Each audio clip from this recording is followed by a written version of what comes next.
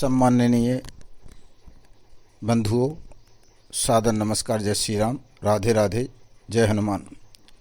बंधुओं, हमें एक एक बात बहुत बारीकी से समझकर आगे बढ़ने की ज़रूरत है। यदि हमारे मन मस्तिष्क में नकारात्मक विचार आना शुरू हो गए तो संगठन की भावना भी खत्म हो जाएगी। संगठन की भावना खत्म हुई तब संगठन कभी अस्तित्व मिट जाएगा। कोई भी संगठनात्मक कार्य प्रारंभिक दौर में कम लोगों से शुरू होता है, लेकिन वही कार्य धीरे धीरे जब बढ़ता जाता है तो उसकी संख्या भी बढ़ती जाती है। यह हजारों संख्या में नहीं, लाखों संख्या में हो जाती है। किसी भी संगठन की शुरुआती तौर में जब संख्या कम होती है तब एक दूसरे से मिलने में आसानी होती है और अपनी बात को मोबाइल पर भी आमने सामने बैठकर भी कर सकते हैं। लेकिन संख्या अधिक हो जाने के बाद सभी व्यक्तियों से मोबाइल पर बात करना संभव नहीं है। इसलिए संचार को बनाए रखना, गतिविधियों पर नज़र रखना, यह सब कैसे किया जाए इस पर विचार करना चाहिए। बंधुओं, आज के वैज्ञानिक युग में हम एक दूसरे से अधिक कनेक्टिविटी रखते हुए वर्चुअल मीटिंग कर सकते हैं। व्हाट्सएप ग्रुप बनाकर ऑडियो वीडियो चैट के माध्यम से अपनी बात कर सकते हैं।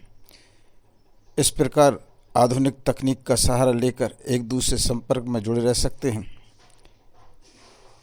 हम गतिविधियों से अवगत होकर समाज में सक्रिय बने रह सकते हैं। निष्कर्ष यह है कि समाज में कोई भी सम्मानीय व्यक्ति एक दूसरे से इस प्रकार की शिकायत न करे कि हम अमुक व्यक्ति को बार बार मोबाइल लगाते हैं लेकिन वह उठाते नहीं हैं, हमें नज़रअंदाज करते हैं।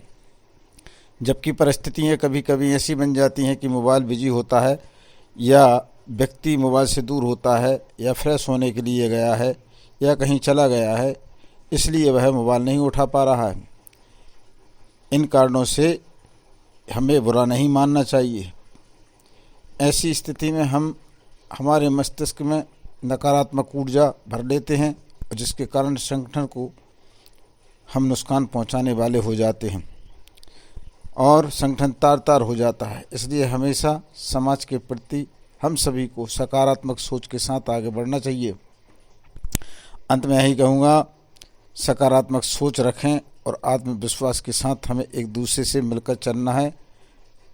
हम समाज के भाई बहन आपस में प्रेम, आपस में भावना अच्छी रखते हुए कार्य करें तो उचित होगा। नंबर 2, सर्व समाज के सम्मानीय भाइयों बहनों, हम सभी का मान प्रतिष्ठा सम्मान जो कुछ भी है वह सामाजिक जीवन जीने में और समाज के प्रति हमेशा जागरूक बने रहने में और परस्पर आपस में अपनत्व की भावना से जुड़े रहने में है।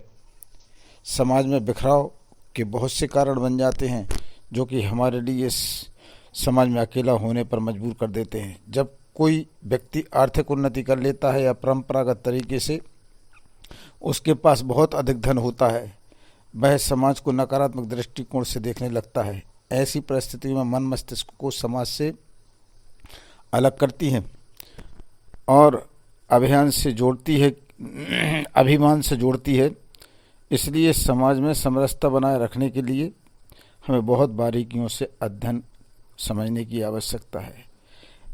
जो परंपरागत तरीके से धनाढ़ व्यक्ति समाज में हैं और वह अपने बलबूते पर बिजनेस व्यवसाय में सक्सेस हैं, ऐसे व्यक्तियों पर दूसरी समाज के लोग शोषण करने के उद्देश्य से हाथ रख लेते हैं और उनको ऐसा लगता है कि हमें सामाजिक माहौल मिल रहा है, जबकि ऐसा नहीं है, क्योंकि आपको वह केवल शोषण, चंदा या आपका उपयोग करके समाज को मूर्ख बनाने के लिए कार्य करते हैं, जबकि पीछे से पर्दे की आड़ में आपका शोषण हो रहा होता है, वो आप नहीं देख पाते हैं।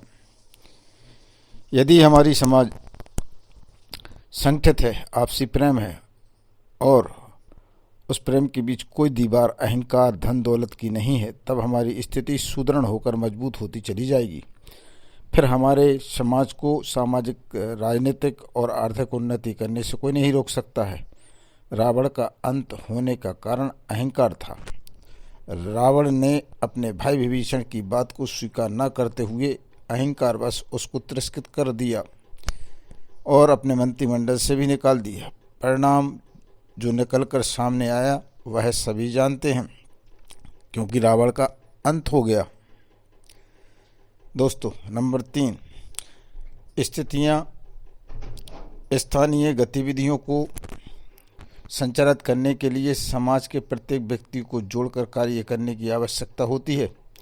समाज के वह लोग जो अपना समय और अर्थ देकर समाज की गतिविधियां को संचालित करते हैं, लेकिन यदि समाज के अन्य सभी लोग बिखराव के कारण, मनमुटाव के कारण, आपसी जातीय भेद के कारण एक दूसरे को हे की दृष्टिकोण से देखते हैं, तब किसी भी सामाजिक कार्यक्रम में उपस्थित नहीं होते हैं, तो यह हमारी असफलता ही है। हमें सर्वसोनी समाज में संतुलन, समन्वय और विचारों का तालमेल रखना बहुत जरूरी है, तभी हम अपने समस्त मनोरथों को पूर्ण कर सकते हैं। नंबर 5, स्थानीय क्षेत्र में संगठन इतना दमदार होना चाहिए और परस्पर एक एक व्यक्ति से इतना प्रेम होना चाहिए कि किसी एक व्यक्ति के आह्वान करने पर, बुलाए जाने पर, विपत्ति के समय जिस स्थान पर वह बुलाए, ऐसी विषम स्थितियों में पूरी समाज के लोग उस व्यक्ति के साथ खड़े हो जाएं। यही ताकत समाज के एक एक सदस्य को, उस संगठन को मजबूत प्रदान करेगी। कोई भी व्यक्ति संगठन के एक एक व्यक्ति के से किसी प्रकार का लोहा लेने में 1000 बार सोचेगा कि नहीं, इस क्षेत्र में सोनी समाज का वर्चस्व है। लेकिन हमें कोई भी कार्य सत्य, अहिंसा और न्याय को ध्यान में रखकर करना चाहिए।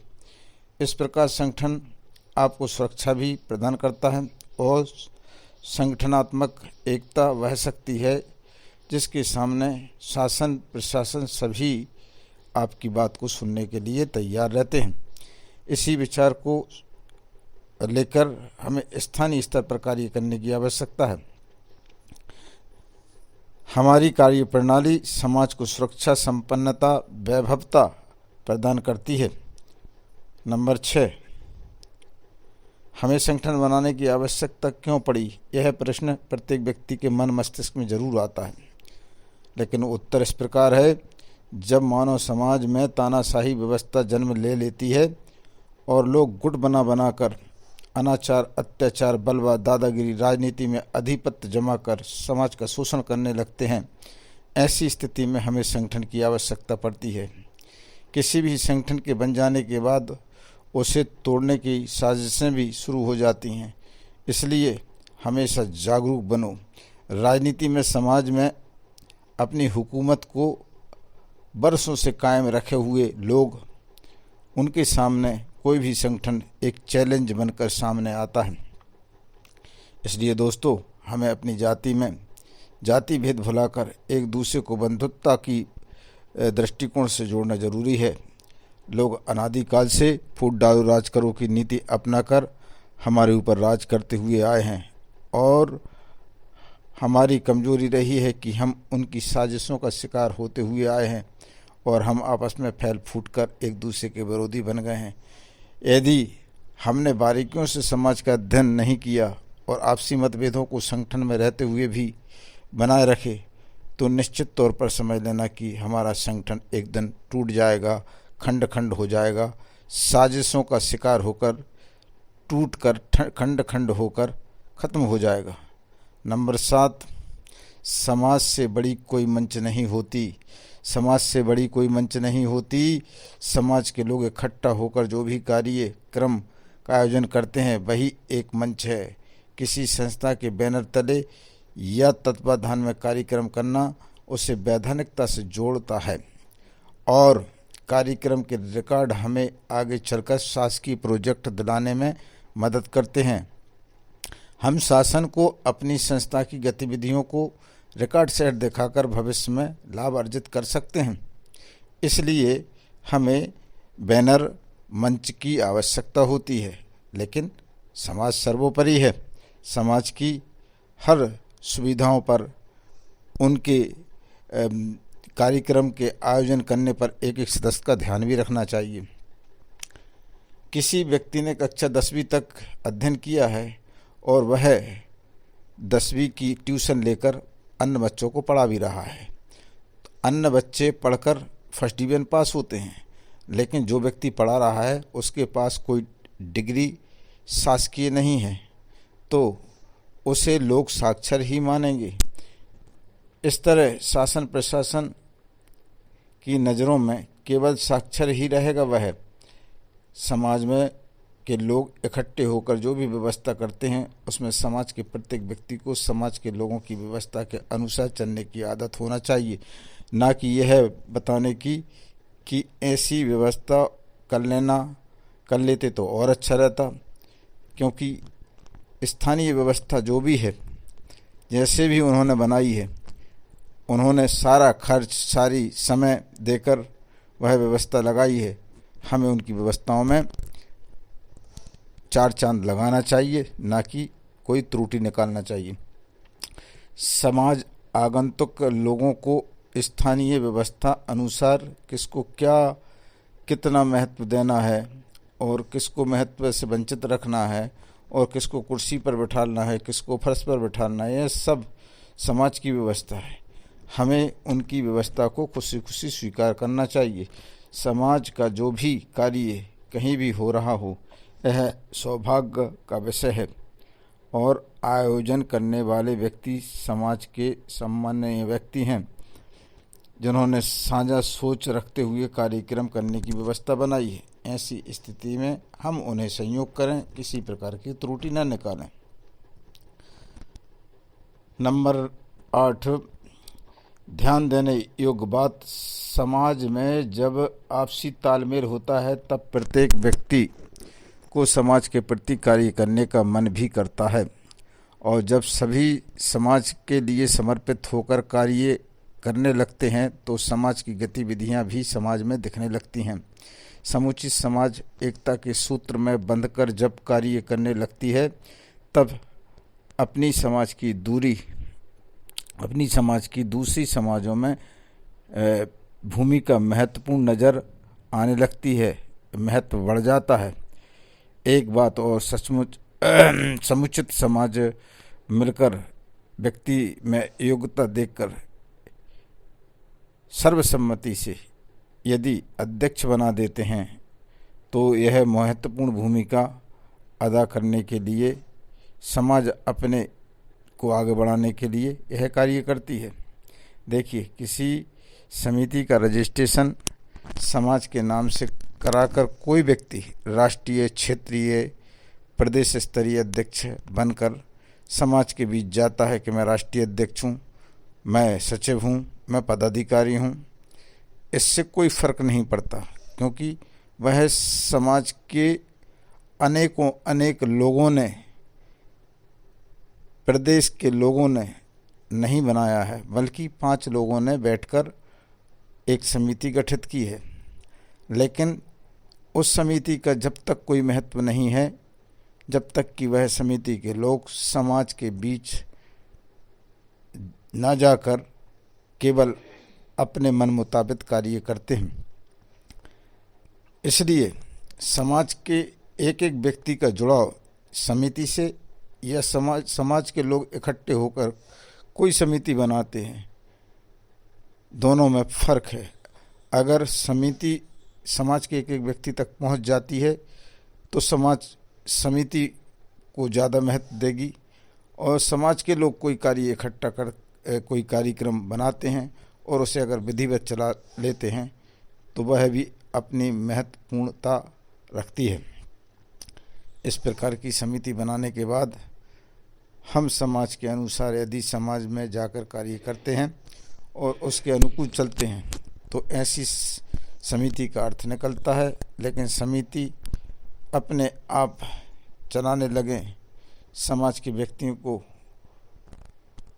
कोई बात सुने ना सुने तो ऐसी समिति का कोई औचित्य नहीं है। कई प्रकार की स्थितियां पर हमें विचार करना पड़ेगा। समाज के महत्व को समाज के पटल पर लाना पड़ेगा, क्योंकि व्यक्ति कोई भी पदाधिकारी, आम कार्यकर्ता सभी मिलकर चलने की हमें आदत डालना होगी। समाज महत्वपूर्ण है, पद महत्वपूर्ण नहीं होता है।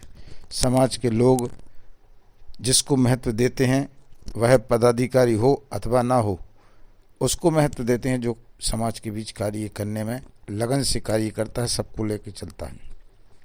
ऐसी स्थिति में कोई पदाधिकारी बुरा मान जाए और नकारात्मक ऊर्जा छोड़ने लगे तो यह उसकी गलती है, क्योंकि समाज में कार्य करने की आवश्यकता है, महत्व लेने की नहीं। दोस्तों, समाज की को संपूर्ण महत्वपूर्ण मानकर ही प्रत्येक व्यक्ति को कार्य करने की आवश्यकता है। अपने आप को आम कार्यकर्ता समझो और समाज को कार्य को महत्वपूर्ण समझो। किसी पद का अहंकार लेकर समाज के बीच कार्य करने की सोच ना रखें। ऐसा व्यक्ति ही समाज के लिए श्रेष्ठ है। नमस्कार। जय श्री राम। जय स्वर्णकार। जय सर्व स्वर्णकार। जय हिंद। नमस्ते। राधे राधे।